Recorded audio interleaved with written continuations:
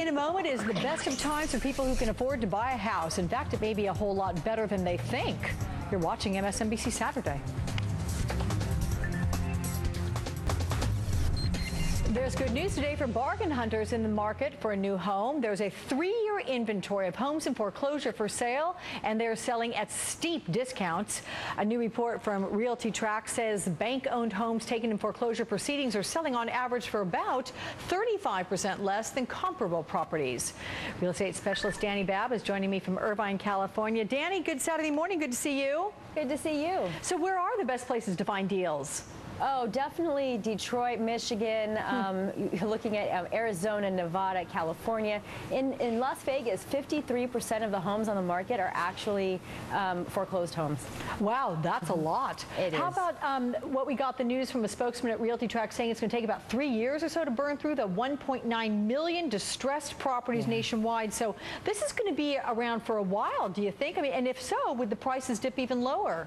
Yeah, it's going to be around for a while. Prices will certainly dip lower. If you have two homes next door to each other and one's in foreclosure and one's not in foreclosure, the one that is will sell, like you had indicated, 35 to 40% less than the one that's not.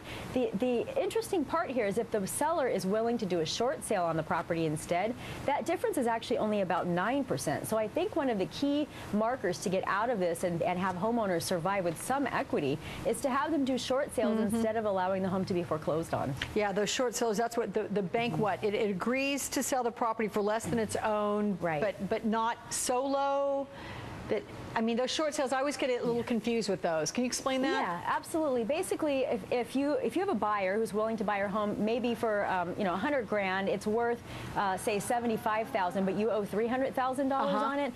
Basically, the bank's willing to eat a majority of the cost. The buyer comes in with less money than a neighbor home, but the seller can get out of the home without having to have a foreclosure on their record, which really allows them to buy another home in about 2 years instead of 10. So that's a really big deal for the market. Yeah, no, that is. Yeah. Realty Track also comes forward with this number saying 158,000 deals on the distressed properties nationwide during the first quarter this year. But that, Dani, is less than half of the deals that were made during the same period 2 years ago. So the economy's in better shape now than it was then.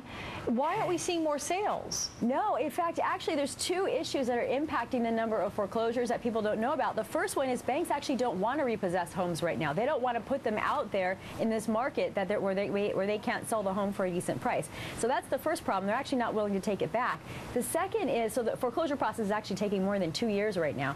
But the second one is that judges nationwide are making it so difficult for the banks to take possession of the homes that in some states, banks have literally just given up and said, until there's another judge on the bench, we're not even going to try. So we actually don't know how many homes will be on the market. The shadow inventory is growing. Some estimate that to be between 2 and 4 years of inventory once those homes are actually repossessed. Okay. Dani Babb, good to see you. I know you're out there in the Newport Beach area. Is the weather nice out there today? No, it's pretty cloudy and rainy. I think it's better where you are. I should be in New York today. Okay, well, come see us. We'd love that. Will. Thank you, Dani. Thanks. As Amanda Knox